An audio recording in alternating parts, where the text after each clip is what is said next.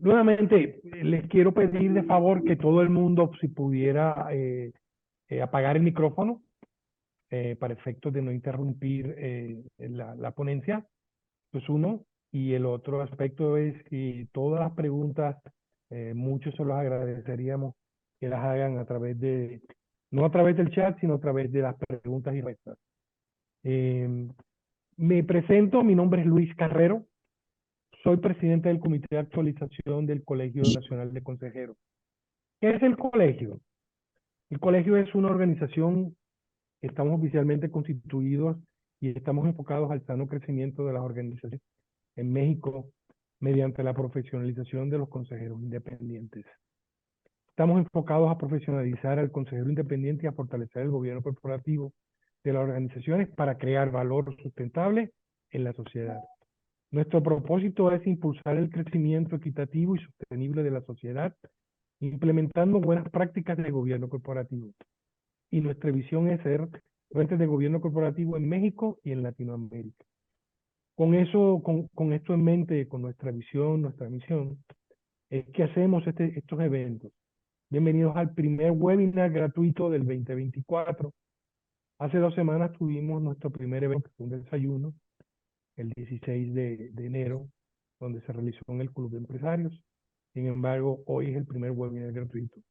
Y para esto me acompaña Carlos Vázquez.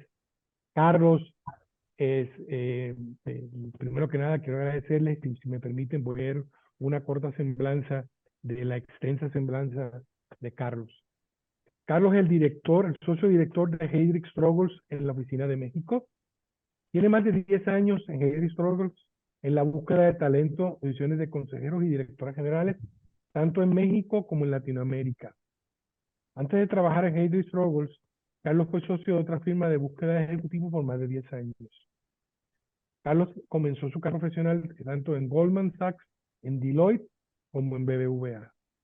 Carlos es licenciado en Economía del TEC de Monterrey y cuenta con una maestría en Finanzas de Wharton.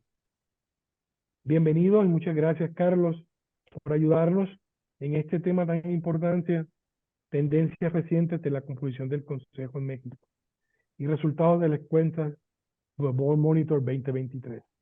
Carlos, te agradezco a nombre del colegio tu tiempo y adelante con la presentación. Muchas gracias. Muchas gracias, Luis, y encantado de estar aquí con todos ustedes.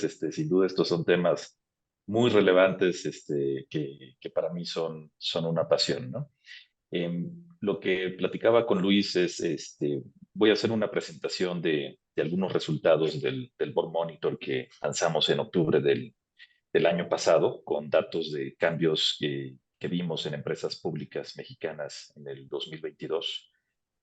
Luego darles un poco una perspectiva de qué es lo que hacemos nosotros los headhunters especializados en, en búsquedas de consejeros, cómo es el proceso y algunos tips de qué es lo que pueden hacer para el posicionamiento. Durante esta exposición, Luis, por favor, siéntete con la libertad de hacer también preguntas. La intención es hacerlo lo más ameno y después podemos abrir también a un esquema de preguntas y respuestas. Voy a compartir mientras tanto, mi pantalla, creo que aquí está, ¿no?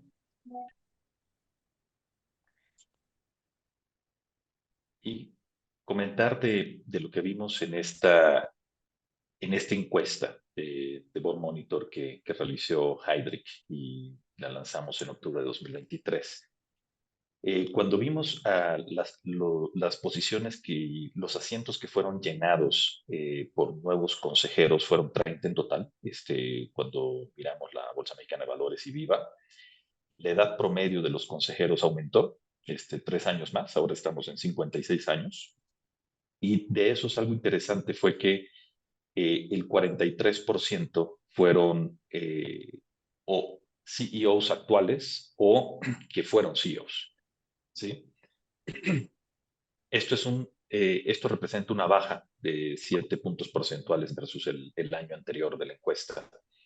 Y hubo un aumento, por ejemplo, en CFOs. Ahora vamos a ver en detalle cómo es la composición, porque esto nos va a dar algunos insights interesantes de qué es lo que está pasando en México, ¿no?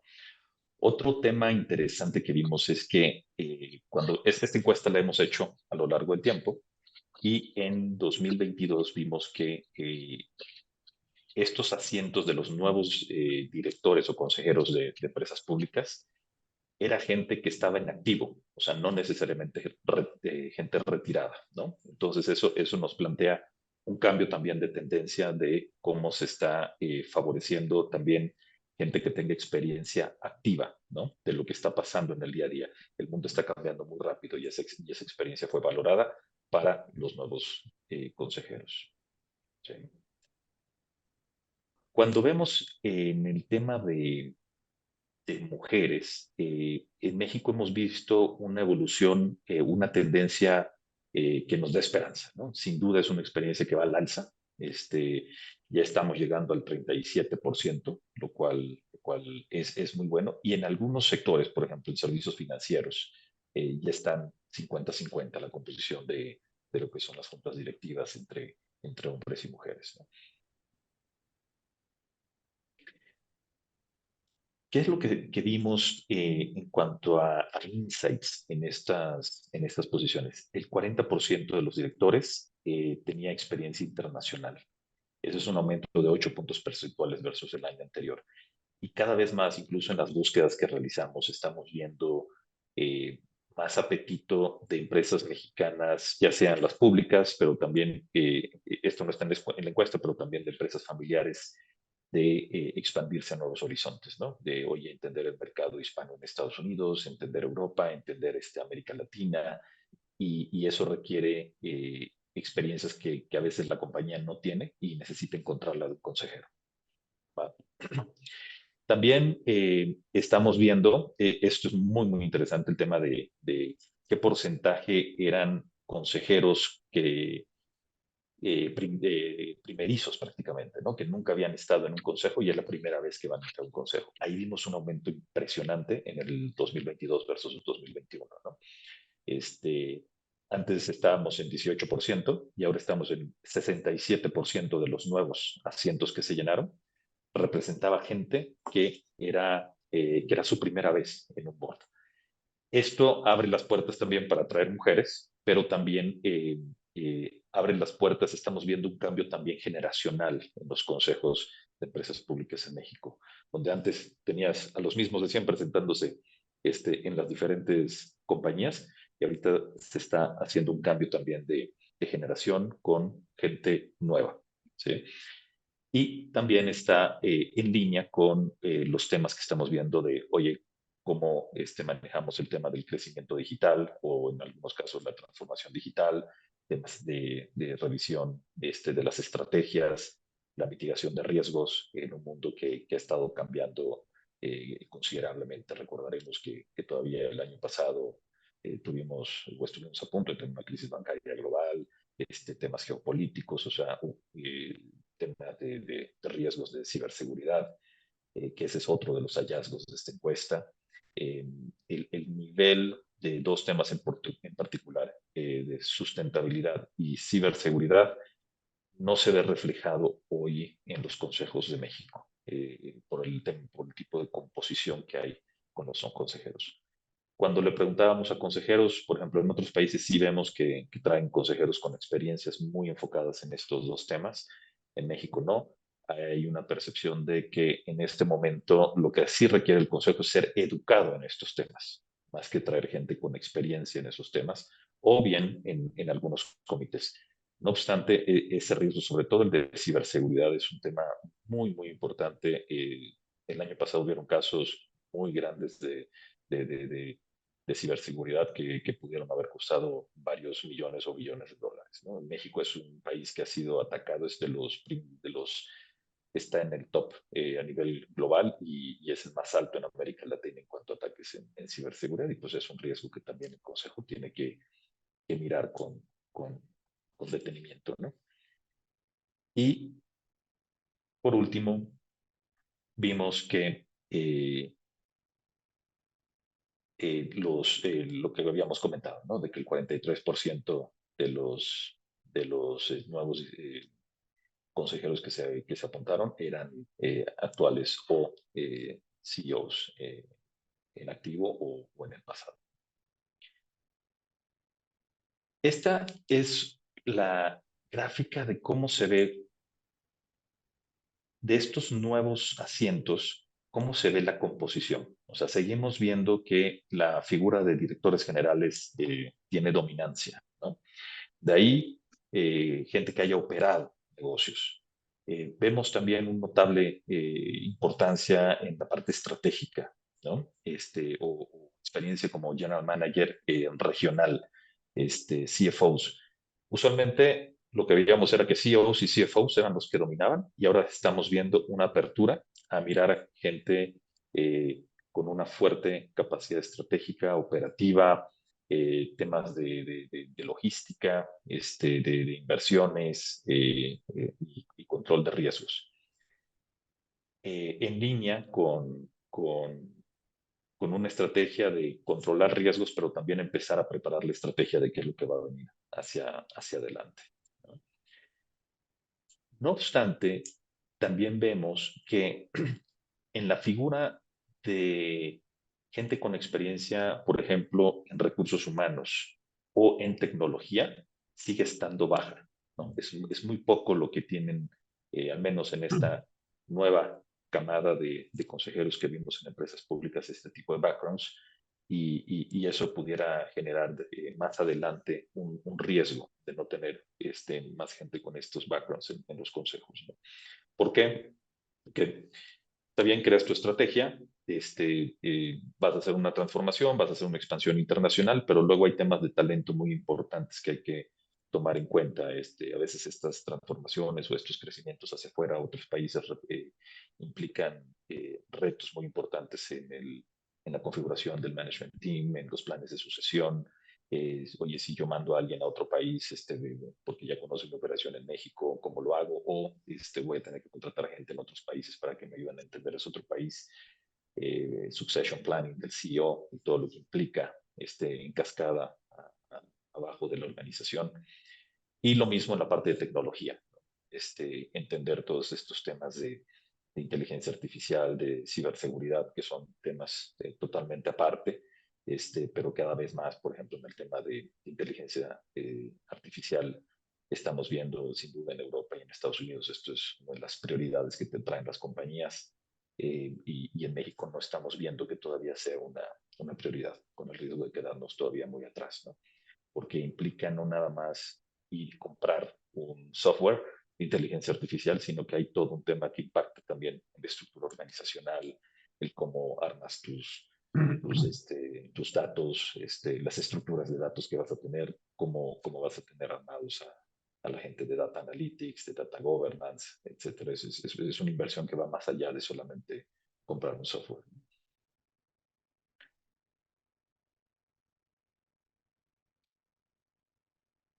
Hasta aquí, esto que he comentado es México. Cuando vemos a nivel más global, en las encuestas globales que hemos revisado en Heidrick, ¿cuáles son las prioridades en el consejo, en los consejos en general?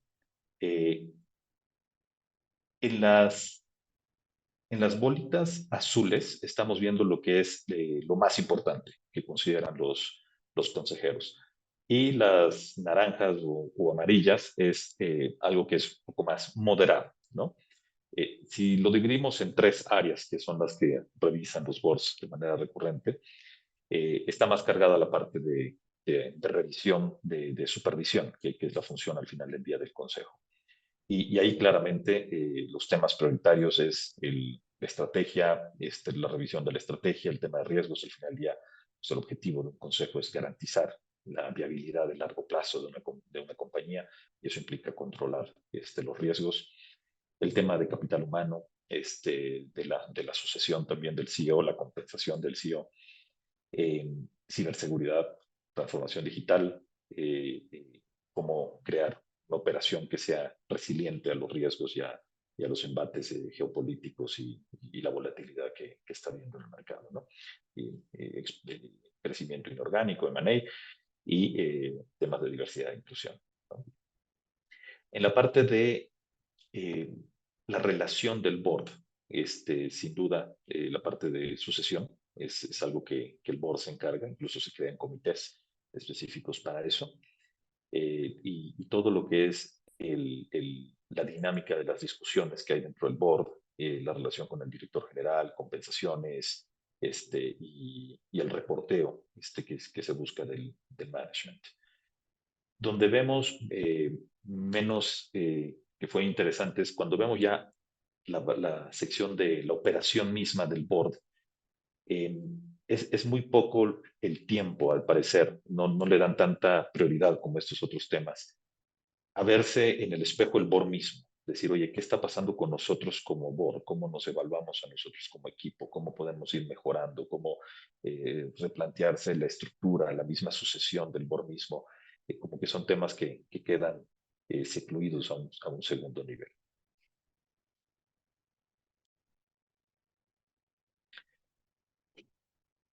Y finalmente estamos viendo que el tema de sucesión, tanto en el board como del director general, es algo que cada vez más nos piden mucho, nos comentan de no nada más necesitamos cambiar y crear una refrescada al board para los cambios estratégicos que se están planteando, sino también cuando llegan estos nuevos consejeros, ponen en la agenda más temprano que tarde el tema de la sucesión del CEO, ¿no?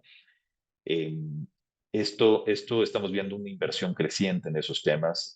Hay una encuesta que vamos a lanzar, me parece, en un par de semanas, donde vimos cómo se veían a nivel global los directores generales y los consejeros en cuanto a temas, por ejemplo, de sucesión. Y es interesante que están viendo 2024 como un año que va a ser muy retador por todo, por las tasas de interés siguen estando altas, hay un tema geopolítico interesante, eh, pero nos llamó mucho la atención que en esa encuesta surgió que dos temas interesantes. Uno, que no hay tanta confianza por parte tanto del board como del mismo CEO sobre los planes de sucesión que se tienen. O sea, como que el programa de sucesión del CEO no está bien comunicado, con transparencia, y es una preocupación hoy en día. Eh, por otro lado, veo también compañías que en el momento que todavía me tocó hace poco, ¿no? Con un cliente colocamos a su director general, lo anunció en enero de este año y en febrero me voy a sentar con el chairman porque dice, oye, Carlos, acabo de colocar a mi CEO y ahora en febrero quiero arrancar el proceso de su sucesión, de largo plazo, ¿no? Pensando en 5 años. Pero yo necesito crear una cultura donde estemos formando y creando talento para posiciones clave, pero también asegurarme que siempre voy a tener alguien para la sucesión de mi CEO por cualquier cosa que pueda pasar hacia adelante, ¿no? Hay temas de salud, hay temas de que de repente se te va, pero no me puedo arriesgar. Y por otro lado, también el tema de governance y de ver el talento y estarlo renovando es un tema importante. Y en el punto 3, sí estamos viendo que cada vez más el tema de ESG, el tema de las empresas están repensando cuáles son esos límites y esas fronteras hasta donde pueden llegar en cuanto a su propósito como compañía, pero también el impacto que tienen en la sociedad y hasta dónde llega su responsabilidad social. ¿Cuáles son esos límites? Están volviéndose a preguntar? Hay mucho activismo, no nada más a nivel de shareholders, sino también con los mismos empleados, con las comunidades. El tema de ESG sí es un tema creciente. ESG no es barato, tampoco es tan costoso como uno cree. En ocasiones por ahí algunas empresas, board members me han dicho, oye, ESG, si lo haces bien, pudiera incluso hasta ahorrarte dinero, es barato. El tema es que probablemente esas inversiones no necesariamente tienen el mismo ROI o la misma ROE que una inversión en algún proyecto de la compañía, pero finalmente no es algo que necesariamente tenga que ser negativo, ¿no? Y hay un impacto también muy positivo social y sobre todo también con los empleados. Em, pues en general es eso, ¿no? Como que hay una presión cada vez más social, global, por los líderes. Un poco este, esta frase de que el mundo necesita mejores líderes. Las empresas necesitan mejores líderes, no nada más por impacto social o por ESG, sino también eh, ya en el core de la compañía, con los retos que se tienen hacia adelante, oye, cómo aseguramos la viabilidad también de la empresa hacia adelante y, y todos estos retos de ciberseguridad, de cómo desarrollar talento, cómo crecer y expandirse hacia afuera de una manera más agresiva, que como se venía haciendo antes, sin duda requiere de procesos de desarrollo de los líderes. Aquí hago una pausa. Eso es en cuanto a tendencias, ¿no? Y luego otra pregunta que me hacen es, ok, ¿cuál es el proceso que llevamos a cabo para una búsqueda, sobre todo los que nos dedicamos a esto, ¿no? ¿Qué es lo que hacemos, ¿no? Pero hasta aquí me detengo antes de entrar a esta segunda parte de la presentación. No sé, Luis, si tú tengas alguna pregunta sobre el tema de tendencias antes de continuar. No, pero no, hola Carlos, primero que nada, muchas gracias. Muy interesante lo que está. Déjame aprovechar para hacerte un par de preguntas que nos están haciendo nuestros compañeros. Héctor Palafox nos hace una pregunta muy interesante. Y esto te lo digo, te hago la pregunta, Carlos, pero no tienes que revelar ningún secreto industrial. La pregunta es, ¿dónde crecen los Chief Data Officers? Dado ¿Dónde? la tendencia, ¿dónde los conseguimos a los Chief Ah, Data Officers? Dado la sí, tendencia de todo esto que tiene que ver con aspectos de transformación digital, ciberseguridad, etc., etc. claro. Sí, a ver, los chips es interesante y es una muy buena pregunta porque es un mercado que todavía no está maduro. De hecho, cuando me tocó hacer algunas búsquedas de data officers para empresas sobre todo el sector de retail o bancos, que fueron las dos industrias que empezaron con el tema, eh, era interesante ver cómo veías que el Chief Data Officer ganaba, no sé, 100,000 pesos al mes y un año después ya andaba ganando la misma persona 400 o 500,000 pesos al mes, ¿no? O sea, estaba el mercado por todos lados y era muy poca la gente que sabía de esto muy bien y se le empezaron a pelear. Entonces, ¿de dónde? A ver, las empresas que más experiencia tienen en esto son las que vienen del sector de tech y e-commerce, startups que nacieron digitales y que muy rápido pusieron eh, su estrategia de data desde el inicio. El único tema que tienes con las startups es que lo que encuentras ahí depende para qué lo quieres, ¿no? Si lo quieres para una empresa muy institucional, muy grande, luego pueden tener problemas de fit cultural o que de repente se siente que les pones una camisa de fuerza y puede no funcionar tan bien, ¿no? Pero técnicamente saben y conocen muy bien del tema de data analytics y de omnicanalidad y cómo estructurar el governance. Empresas muy buenas, sin duda, son los Amazon, los Googles, Facebook, sobre todo la gente que está en Estados Unidos mirando los temas de data analytics. Eh, y en México, lo que vemos es que los retailers que ya pusieron sus estrategias de e-commerce bien armadas, los grandes retailers también tienen un talento muy interesante hoy en día. Y de ahí los bancos tienen mucha información. Se dieron cuenta muy rápido que con un equipo relativamente pequeño, de repente te arman máquinas de hacer dinero cuando tienes una muy buena estrategia de data. Perfecto. A José Méndez le confirmamos que sí, le vamos a hacer llegar la presentación. Más tarde, durante el día de hoy o mañana, más tardar, se le va a hacer llegar la presentación. Oye, Carlos, nos preguntan relacionado con el estudio, si este fue basado exclusivamente en empresas públicas y sobre datos de la Bolsa de México. A ver si nos puedes confirmar al respecto. Exactamente, es empresas públicas únicamente, que es de donde está la información disponible. No incluye empresas familiares. Empresas familiares hemos trabajado con ellas y la información que tenemos es más empírica. Perfecto. Si quieres podemos continuar con la presentación y ahorita te hago más preguntas. Adelante, Carlos. Buenísimo. ¿No? Pasando a esta segunda sección, ¿qué pasa cuando le dan una búsqueda de un board member a un headhunter, ¿no? Eh, Hay mucho trabajo que se hace detrás de bambalinas, que a veces cuando llegamos a contactar al consejero para ofrecerle una, una posición en un consejo no se ve, ¿no? Pero sí se hace mucho trabajo. De repente es algo muy sencillo, ya llega mi cliente diciéndome, este es el perfil, ya lo tenemos muy bien armado, este, pero de cualquier manera sí hacemos entrevistas con todo el board o con algunos miembros del board, si es que tienen un comité que se encarga de reclutar a sus propios board members, ¿no? Pero sí hay un trabajo de perfilamiento, de entendimiento, de definición, oye, ¿cuál es la cultura que tienes? ¿Qué es lo que estás tratando de resolver?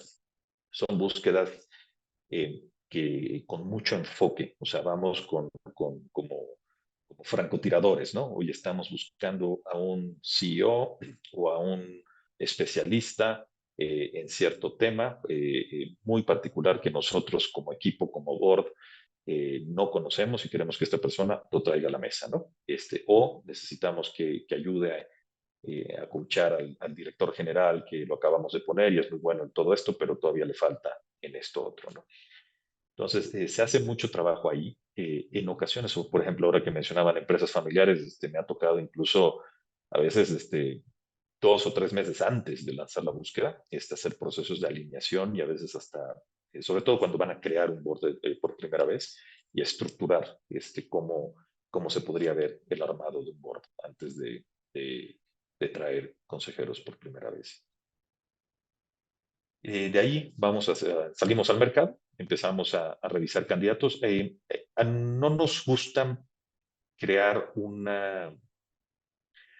proceso con muchos candidatos, ¿no? Usualmente invitamos, si estamos buscando a un board member, invitamos a 2 o 3 a las entrevistas, pero se hace un filtrado en papel muy, muy extenso, ¿no?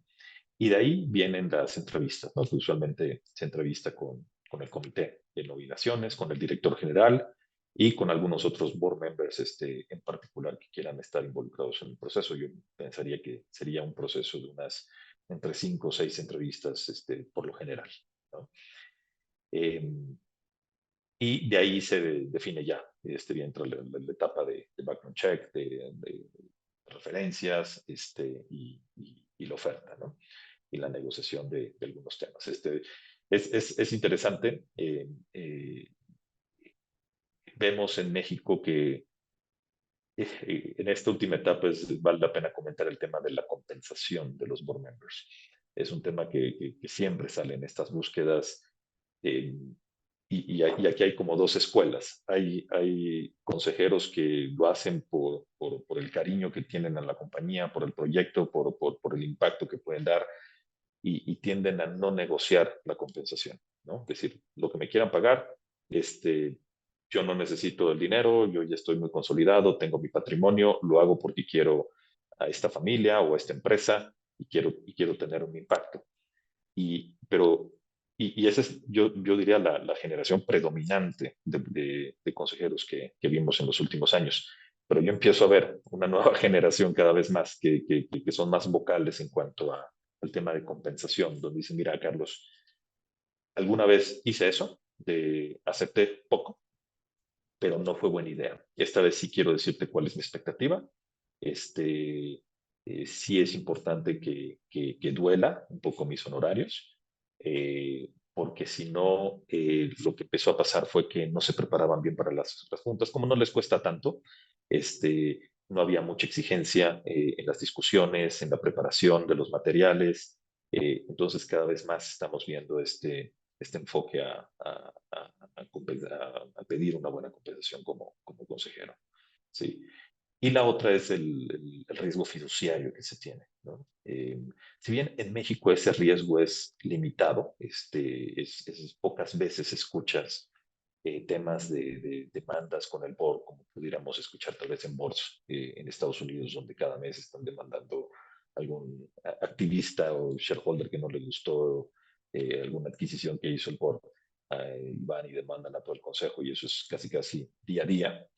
En México no se ve, no es común, salvo en notadas excepciones. O sea, sí han habido un par de casos el año pasado que también hace replantear la necesidad de decir, oye, no, tengo que cobrar de manera adecuada y mirar el tema también del seguro de responsabilidad, ¿no? A la hora de negociar mi ingreso a bordo.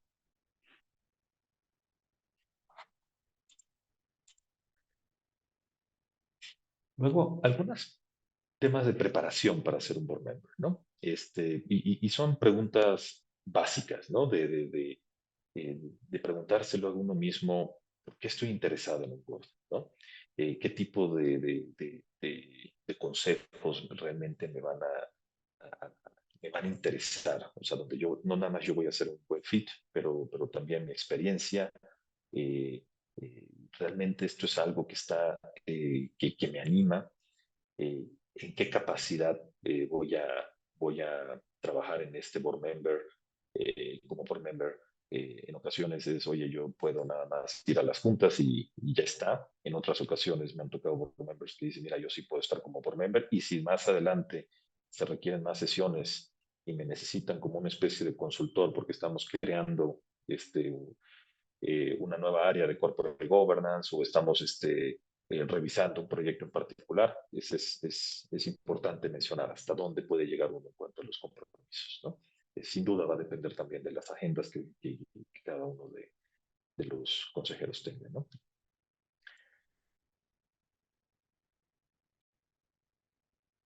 Y cuando van cuando inicia el proceso de entrevista, sí es importante tratar esto como si fuera una búsqueda, como si fuera una entrevista de trabajo, ¿no? Aunque tiene sus asegúnes, ¿no? Más allá de ver si la persona es adecuada para un puesto, usualmente los que presentamos ya es gente muy probada, ya tienen mucha trayectoria, es más el qué realmente te va a dar este board, ¿no? ¿Por qué crees que este board está interesado en ti? ¿Qué vas a tener también tú como una experiencia? Sí, siempre les comento, tiene que haber un balance de qué es lo que te va a dar a ti compañía este consejero, pero también qué te va a dar a ti como consejero esta compañía, qué tipo de aprendizajes, qué tipo de exposición a veces a ciertos mercados o entendimiento a cosas que uno quiere entender. Me acuerdo con un gran retailer en México, eh, les coloqué a un board member que había abierto canales de retail en Asia, en Europa, en Estados Unidos, una persona global sin duda, pero me decía, pero América Latina no la conozco, ¿no? Entonces yo les puedo enseñar a ellos cómo expandirse en otros mercados, que es lo que quería en ese entonces mi cliente, y, y de paso yo puedo entender un poco más cómo funciona América Latina, que ha sido una región que yo no conozco necesariamente del todo, ¿no? Que empezar también a abrirme mi network en la región. Entonces es un toma y daca. Em, el tema del CEO también es importante en las entrevistas con el director general, entender cuál es la agenda. En ocasiones he visto que el consejo tiene una agenda usualmente muy enfocada en control de riesgos, en asegurar la viabilidad de largo plazo, en meter temas de supervisión y corporate governance, sin duda. Este, pero luego el director general tiene prioridades estratégicas ya más tácticas, más del día a día, donde pues también tiene inseguridades, tiene vulnerabilidades de me estoy metiendo en lugares donde no conozco y nadie, no nada más yo, sino nadie en mi equipo. Entonces termina siendo un poquito solitario allá arriba para el director general. Y un buen board member que entiende cuáles son esas inquietudes del director general, que pueda ayudarlo a coacharlo, sin duda tiene mucho valor. Entonces esa entrevista con el director general es igual de importante. Eh, ¿Cómo está la relación con los otros board members. ¿Trabajarías con ese equipo? Si hay miembros, por ejemplo, en una empresa familiar, que son muchas en México, de hecho la mayoría, aunque sean públicas, eh, oye, es una familia que realmente va a escuchar, que realmente va a apreciar lo que dicen los consejeros independientes, van a tomar acción o es un board porque los obligaron nada más y necesitan tener un board porque el banco se los pidió, ¿no? Entonces, esas son preguntas que también surgen mucho en los procesos, ¿no? Y finalmente tu pasión, ¿no? La pasión que tengas por esta compañía o por esta industria. Y luego la gente lo nota, se da cuenta de si hay un buen fit. Mucho de esto en estos procesos me ha tocado, y para mí, cuando tengo que dar feedback de cuándo queda uno, cuándo no queda uno, es súper difícil. Cuando me preguntan, oye, Carlos, si se puede saber por qué no quedé yo, y, y, y es difícil porque la persona es perfecta, tiene todo lo que se necesita y termina siendo temas de fit, ¿no? Esa conexión con los otros miembros del board, con el director general, o si es una empresa familiar con la familia, ¿no? No es un tema menor. Esta presentación se las vamos a compartir. Hay más tips no me voy por cada uno de ellos, pero sin duda es, oye, entender la experiencia que tengo, la capacidad que tengo para participar en un board. No son nada más las típicas 6 o 10 sesiones, incluimos los comités. Al año hay mucho trabajo que se tiene que hacer previo para preparación de un board. En ocasiones implican viajes, en ocasiones te piden tiempo extra, remunerado en la mayoría de los casos, dependiendo de la negociación a la que uno llegue, pero aceptar un rol en un board sí implica un compromiso de tu tiempo, de tu capacidad de tiempo y fiduciario, ¿no? Este, si dices estoy listo, sin duda es acercarte a tu network, ¿no? Asegurar y decirle al headhunter o en la entrevista que sabes de board governance, que tienes experiencia o que estás constantemente actualizándote en gobierno corporativo, ¿no? En ocasiones me preguntan, oye, Carlos, yo todavía quiero participar en boards, pero no he estado en uno, ¿qué hago? Una buena manera es irse a, a, a non-for-profit, ¿no? En organizaciones sin fines de lucro es un buen lugar para empezar a crear ese currículo de experiencia en boards. Y también empresas familiares. Y sin duda es alzar la mano, ¿no? Estar en el mercado diciendo aquí estoy listo para un board. ¿Sí? Esta me la voy a pasar rápido. Este es un poco lo que habíamos comentado. Se está buscando también algo que hemos visto en México cuando nos piden búsquedas. Es, oye, esta experiencia no nada más en México, también en mercados en Estados Unidos, en emerging markets, o bien que hayan tenido experiencia planeando transiciones de directores generales, cambios generacionales a veces en familia, también es interesante. Temas de ESG, y ahora temas de auditoría, riesgo, ciberseguridad, digital corporate governance.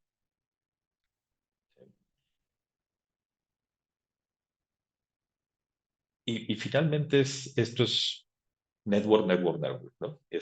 No nada más es hablar con los headhunters, pedirles una llamada o mandarles el currículum, sino también activar el network de que está uno abierto a ser board member.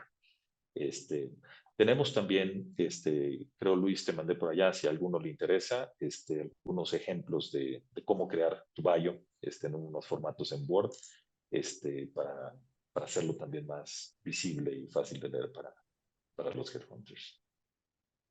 Carlos, excelente presentación. Y por ahí voy a empezar.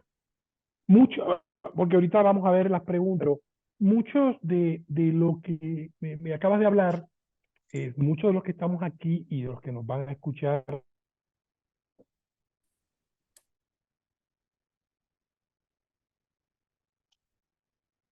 Luis, creo que te cortaste, ¿me parece?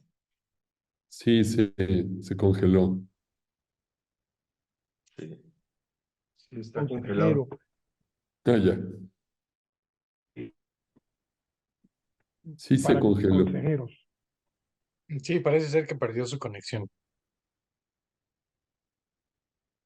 No sé, querido Carlos, si quieres que mientras que regresa Luis, veamos las preguntas. Oye, Seguro, José Antonio. ¿Eh?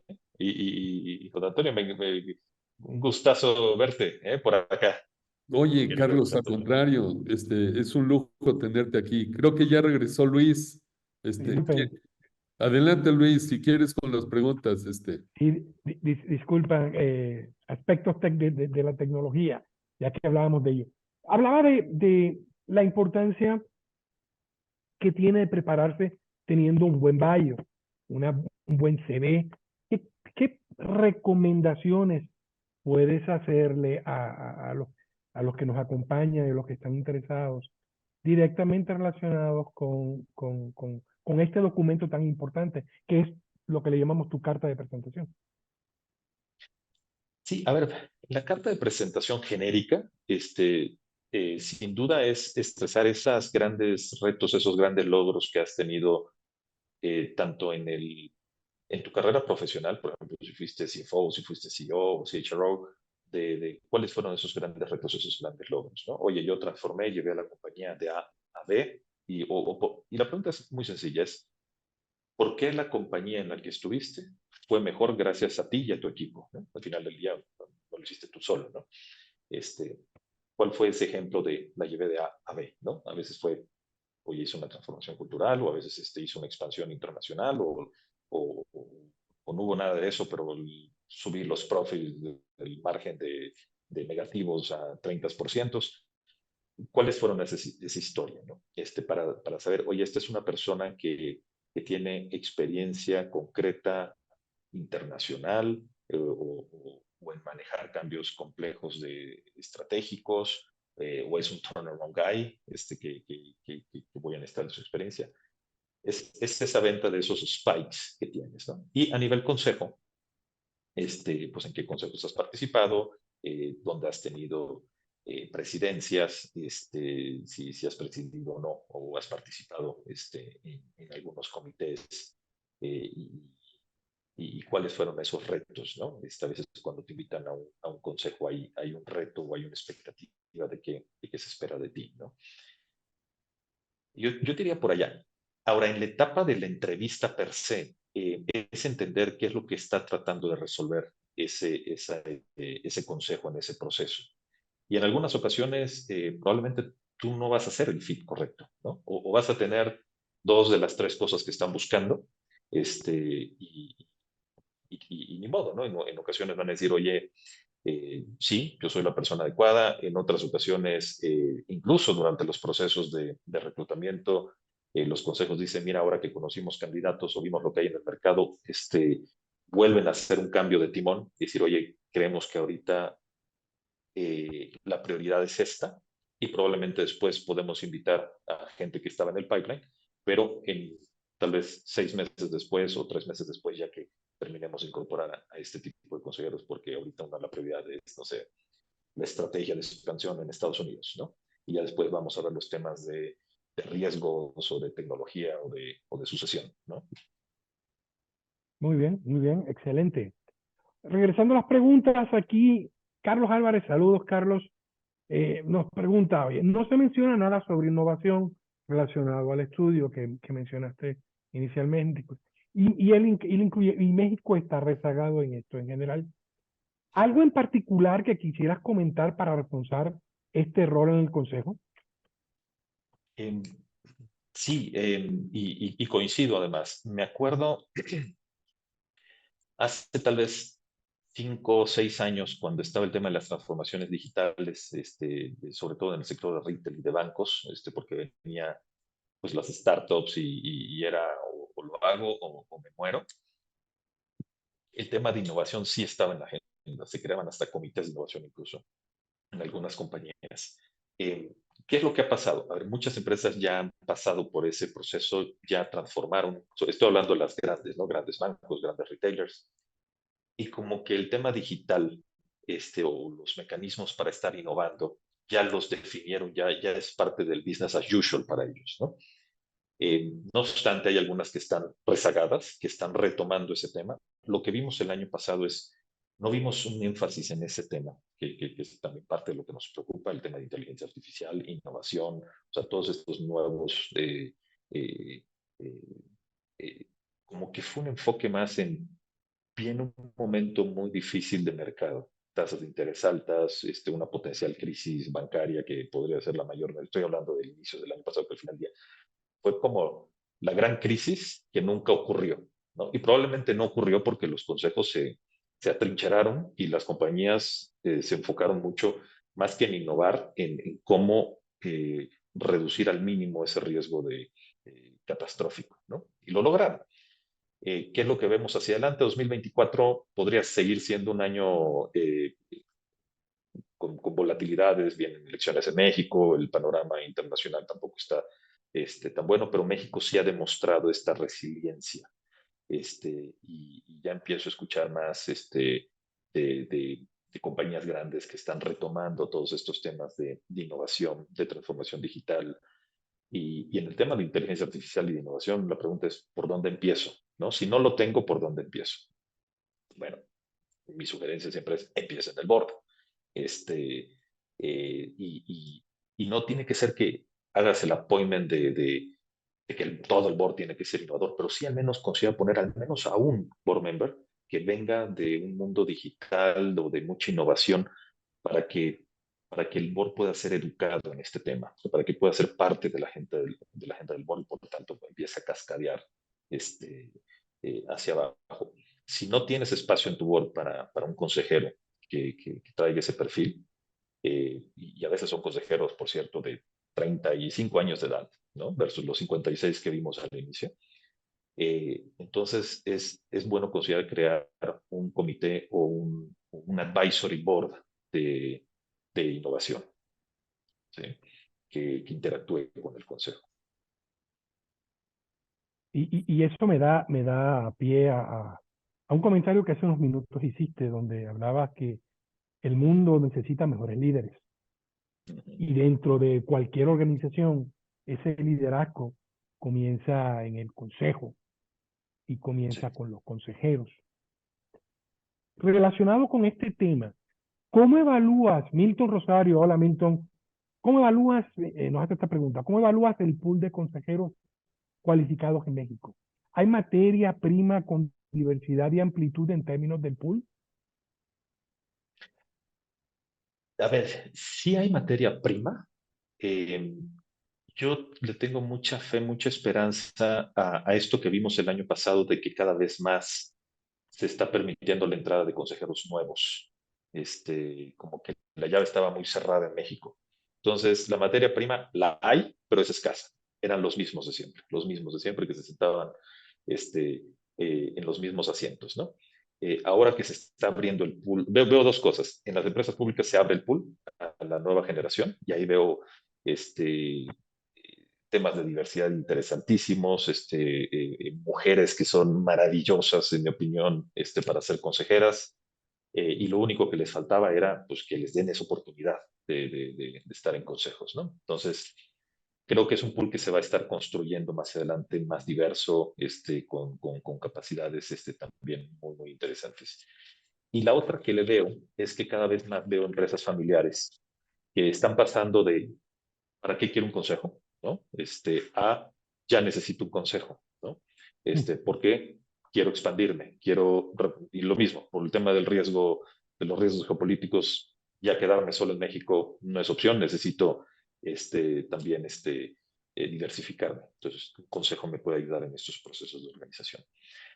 También me he topado con empresas familiares que dicen, no, oye, pero yo ya crecí, soy el market leader, soy privado, familiar, un dueño o dos si acaso, no necesito un consejo porque no me voy a expandir, pero la verdad no tengo opción, necesito un consejo porque no voy a ser eterno y necesito que me ayuden con el tema de la asociación, en armar un consejo, en tener corporate governance, porque ya voy a empezar a traer CEOs de fuera o el management team ya es de fuera, entonces yo necesito moverme hacia un rol de chairman y ya tener muy bien estructurado la supervisión porque es incluso hasta una irresponsabilidad no hacerlo para mis empleados, para la siguiente generación de mi familia. Y la otra es que ya se dieron cuenta también empresas familiares que al tener un corporate governance, tener un buen consejo bien armado, el acceso que puedes tener eh, a, con los bancos es mucho mejor, ¿no? La facilidad en la que te dan el crédito, con mejores condiciones, cuando hacen el due diligence, perciben a una empresa con un buen gobierno corporativo como una empresa de menor riesgo, ¿no? Y también si más adelante vas a hacer alianzas o vas a ir a comprar compañías o vas a hacer joint ventures con otras empresas, el tener un consejo y un buen corporate governance sin duda ayuda a facilitar esos procesos de due diligence. Muy bien.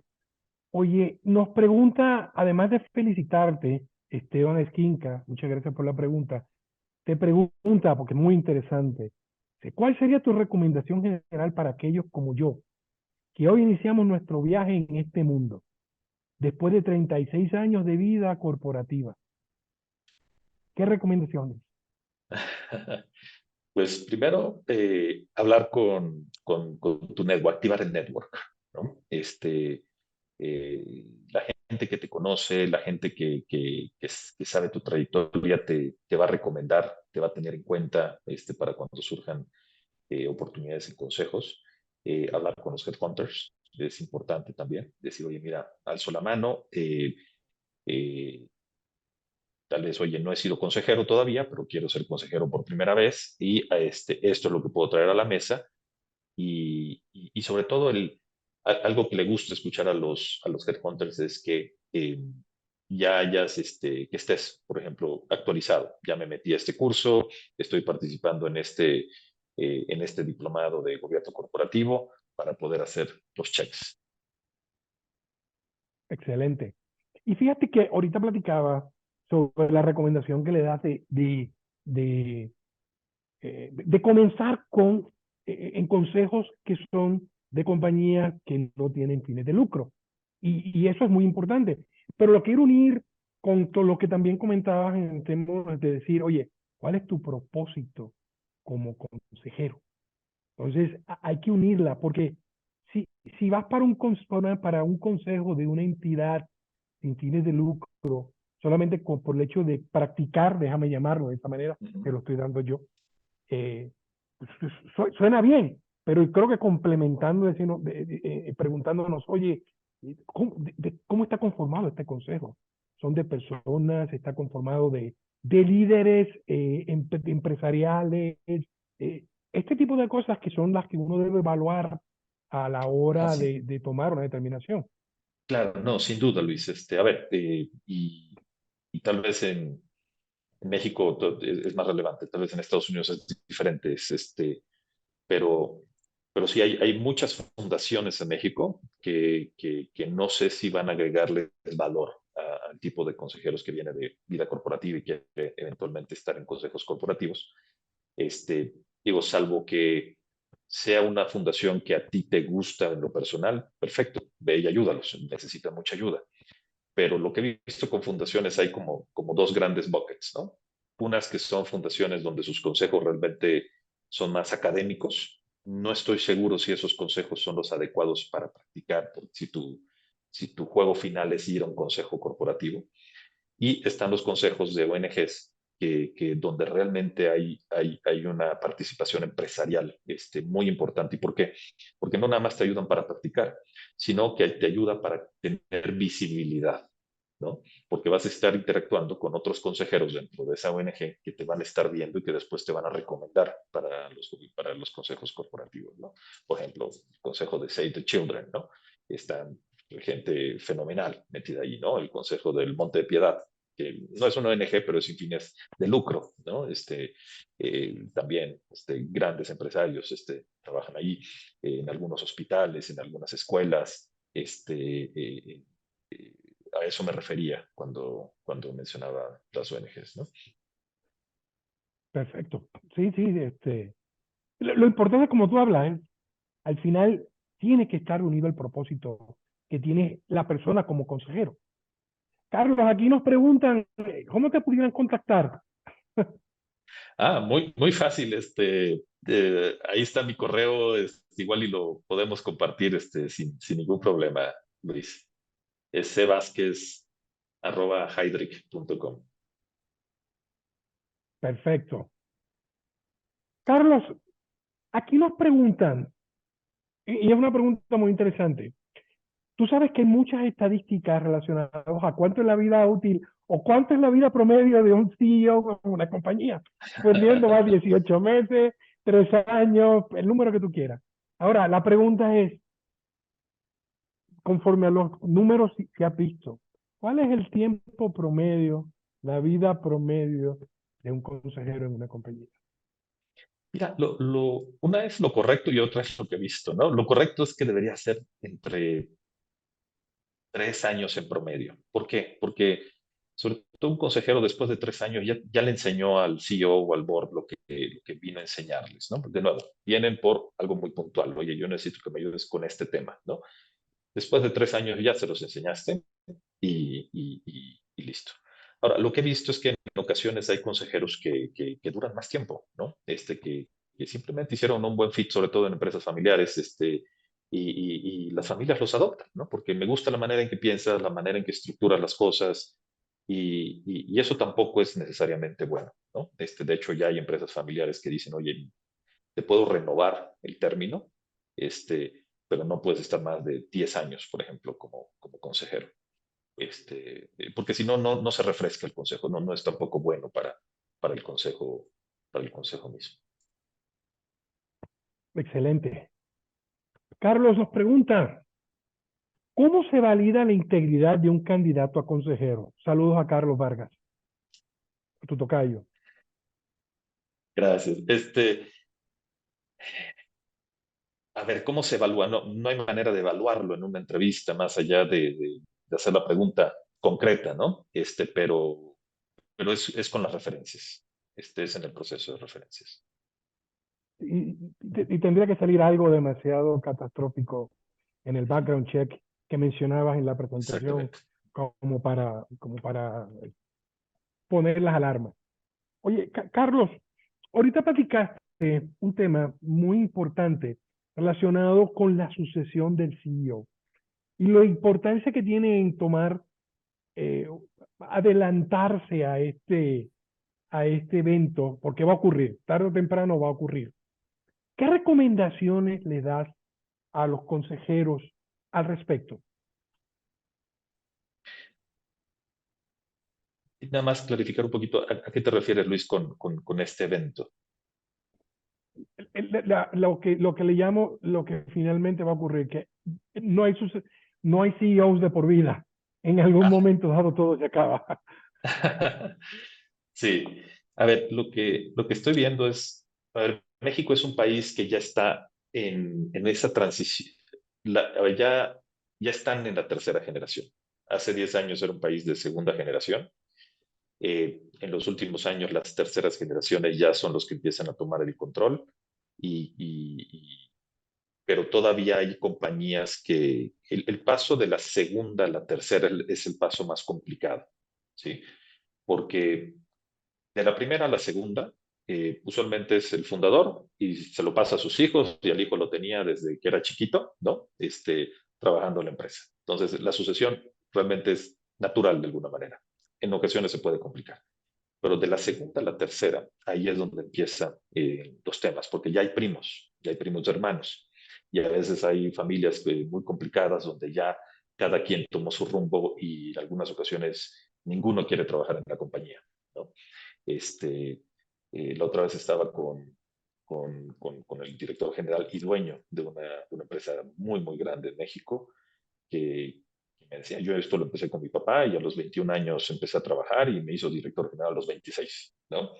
Y dije, ok, ¿y tú por qué no tienes a tu hijo como sucesor? Tu hijo tiene 20 años, ¿por qué no lo formas? Tú fuiste CEO a los 26. Ya sabía la respuesta, ¿no? Fue más pregunta de ver. Dijo, Carlos, sí, pero uno, la empresa no es la misma, ¿sí? Esto es una empresa mucho más compleja, con operaciones globales, etcétera. Mi hijo no está listo para tomar esta responsabilidad y además está con otros intereses, ¿no? Entonces no tengo este sucesor.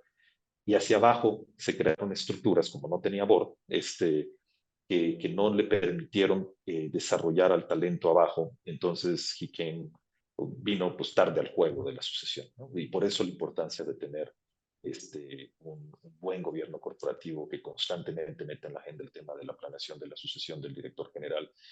Y aunque no te vayamos a reemplazar el próximo año ni en los siguientes 2, 3, 5 años, pero siempre es importantísimo tener un plan de emergencia, de sucesión todo el tiempo y formar a la gente. Y si esa persona que formamos 5 años después está listo para ser el sucesor del CEO y está feliz con el CEO actual y no se va a promover esa persona a director general, probablemente se te va a ir ese talento, se va a ir a otro lugar porque ya lo topaste.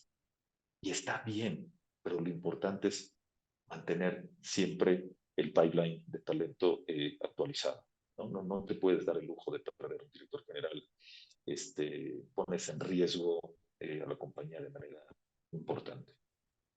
Entonces, es un tema que tiene que estar constantemente en la mesa, Sí, independientemente si es una decisión inminente o no. Como dicen a veces, es mejor tenerlo y no necesitarlo, que exactamente. necesitarlo y no tenerlo, ¿verdad? Y es parte del valor que le aporta tener un consejo efectivo y a su vez que esté conformado con una serie de consejeros muy preparados al respecto. Exactamente. Que con lo que me platicas, que nos das un excelente ejemplo de una empresa familiar, eh, quiero dar paso a otra pregunta. La pregunta es, de tu punto de vista, ¿hay diferencias entre un consejero de una empresa pública versus un consejero de una empresa privada? Sí las hay. O sea, hay muchas similitudes sin duda en la tema de gobierno corporativo, los comités que se arman como mínimo. ¿No? Con la empresa pública, al final del día es más énfasis en corporate governance, más énfasis en el control en los riesgos fiduciarios que uno puede tener. Con la empresa familiar es mucho el tema de fit, el tema de la conexión con la familia. Las familias tienden a tener una visión de mucho más largo plazo. El corto plazo, el decir, oye, yo puedo perder, no están pensando en el trimestre, ¿no? O en la apreciación del precio de la acción del próximo mes, ¿no? Las familias tienden a ser más cuidadosas con su talento, a veces pueden errar de paternalistas y ahí es donde el consejo tiene que, por eso poner este énfasis en cómo se va a desarrollar el talento, cómo se va a evaluar y decir, pues ni modo, pues a veces hay que tomar decisiones difíciles, pero sobre todo en la empresa familiar hay que cuidar mucho la armonía familiar y los consejeros juegan un rol muy importante en eso, que no se ve necesariamente en empresas públicas. Eh, eh, ¿Por qué? Y específicamente a veces, por ejemplo, en el rol del chairman, sobre todo, es un rol a veces de mediador de la familia. Puedes tener familias muy lindas, que se llevan muy bien todavía, y tienen armonía, pero luego hay otras familias donde ya ha habido una ruptura justamente, como no tenían un consejo, muchos temas ríspidos los tenían que platicar entre ellos, ¿no? Y ya están encontronadas de alguna manera. Entonces el rol del chairman o del consejero es a veces de servir de mediador para que no ocurra una fricción familiar. Perfecto. Oye, hemos platicado que como resultado de la encuesta, y va de la mano esta pregunta, como resultado de la encuesta, hay muchas personas, primero, hay dos cosas que me llevo. Uno, eh, es el hecho de que la gente en la selección de consejeros nuevos no están cerrando la puerta, y lo otro, que los quieren activos. Y activos significa trabajando, ¿verdad? ¿Qué consejo les das a nuestros compañeros que están aquí, que todavía ejercen de trabajo relacionado y que quieren ser consejeros, para que se eviten de alguna manera las situaciones donde lamentablemente en su empresa no lo dejen actuar como consejero, como ocurre en algunas industrias, en alguna compañía? ¿Qué consejo al respecto le puedes dar a las personas que quieren hacer, que estén todavía ejerciendo su profesión y que quieren ser consejeros también? Bueno, primero, si tu empresa actual no te lo permite, pues es blanco y negro, ¿no? No puedes decir punto, ¿no? Pero si hay alguna manera de platicar o acercarse a la compañía, uno es vender o hacer el caso de por qué es importante que tú participes en consejos. Luego hay compañías que lo pueden ver hasta como algo positivo, decir, oye, vayas a otro consejo, aprendes de mejores prácticas, ves qué hacen en otros lados y luego esa experiencia la puedes traer también con nosotros, ¿no? Y la otra es limitar el número de consejos en los que participas. A veces hay compañías que si el ejecutivo dice, oye, quiero participar en consejos, dice, oye, no, ¿no? Por tu tiempo te vas a distraer o puedes generar un tema de conflicto de interés, sobre todo en empresas de servicios, o consultores, ¿no? O auditores, ahí de plano no los dejan, ¿no? Pero si no tienes ese conflicto, limitarlo, decir, oye, dame oportunidad de estar en uno, dos, máximo tres consejos, ¿no? ¿Ok? Pero es importante que pidan permiso, que estén claros para evitarse situaciones que pudieran convertirse en un momento dado desagradable. Máxime si son elegidos a ser Exacto. consejeros, ¿verdad? Oye, José Méndez nos pregunta, ¿sabemos si todas las empresas públicas, conforme a tu experiencia, han tenido o tienen establecido un plan de sucesión?